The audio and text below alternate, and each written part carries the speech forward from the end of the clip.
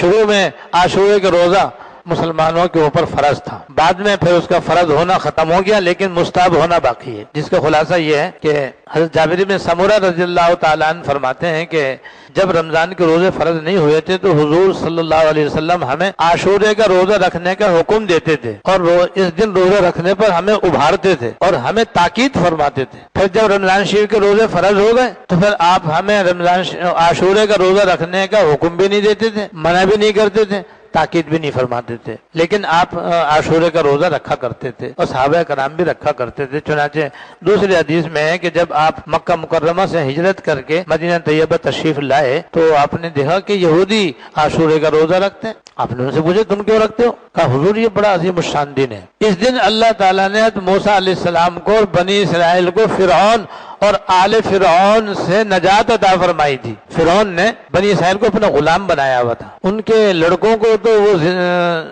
قتل کر دیتا تھا اور عورتوں کو زندہ رکھتا تھا، ان سے وہ غلام باندیوں کی طرح خدمت لیتا تھا۔ تو بنی اسرائیل کی عورتیں ان کی باندیاں تھیں اور ان کے بچے جو تھے وہ قتل کر دیا کرتا تھا۔ وہ یہ ظلم اس نے ڈھایا، اس کے علاوہ اور بہت سارے مظالم اس نے ڈھائے ہوئے تھے۔ تو اللہ تعالیٰ نے حضرت موسیٰ علیہ السلام کی دعا کی برکت سے حضرت موسیٰ علیہ السلام کو بنی اسرائیل کو عاشورے کے دن فرعون اور اس کے قوم سے نجات عطا فرمائی تھی۔ فرعون اپنی قوم کے ساتھ اور اپنے لشکر کے ساتھ دریا نیل میں غرق ہو گیا اور اللہ تعالیٰ نے ان کو نجات دی۔ تو کہتے ہیں اس دن شکرانے میں حضرت موسیٰ علیہ السلام نے عاشورے کا روزہ رکھا تھا، کیونکہ وہ عاشورے کا دن تھا۔ آپ نے فرمایا کہ تم سے زیادہ تو ہم نے قریب ہے، لہذا آپ نے بھی رکھا اور صحابہ کرام نے بھی رکھا۔ لیکن ساتھ ساتھ بعض صحابہ کرام نے آپ کو یہ فرمایا کہ حضور یہ لوگ اس دن کی بڑی تعظیم کرتے ہیں، بڑا احترام کرتے ہیں، بڑی اس کی قدر کرتے ہیں۔ تو آپ نے فرمایا اچھا بھائی آئندہ سال اگر میں زندہ رہا تو پھر میں اس کے ساتھ 9 تاریخ کا روزہ ملاؤں گا اور 2 روزے رکھوں گا، یعنی 9 تاریخ کا اور 10 تاریخ کا۔ اس لیے افضل یہی ہے، افضل اور مستحب یہ ہے کہ جو مسلمان روزہ رکھے وہ 2 روزے رکھے، یا تو 9 اور 10 یا 10 اور 11۔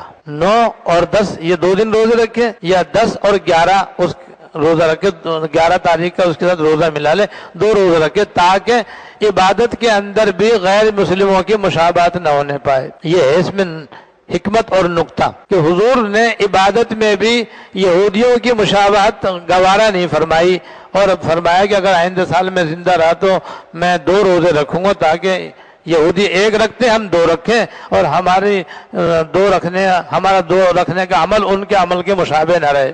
ہماری کیسی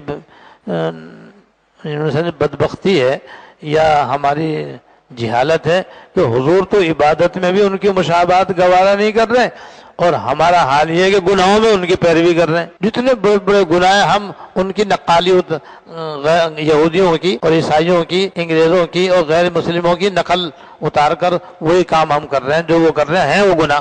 سبق لینا چاہیے نا کہ جب حضور عبادت میں بھی ان کی مشابہت گوارا نہیں کر رہے تو ہم گناہوں میں ان کی مشابہت اختیار کر رہے ہیں۔ اب وقت نہیں ہے کہ میں وہ مثالیں دوں آپ کو، آئندہ انشاءاللہ موقع ہو تو میں مثالیں دوں گا۔ میں ایک اور فضیلت بتلانا چاہتا ہوں، اور عاشورے کے روزے کی ایک فضیلت یہ ہے جو حدیث میں آئی ہے کہ آپ نے فرمایا جو عاشورے کا روزہ رکھے گا تو مجھے اللہ کی رحمت سے امید ہے کہ پچھلے 1 سال کے گناہ صغیرہ معاف ہو جائیں گے، پچھلے 1 سال کے گناہ صغیرہ معاف ہو جائیں گے۔ اس لیے 9 اور 10 کا یا 10 اور 11 کا روزہ رکھنا چاہیے۔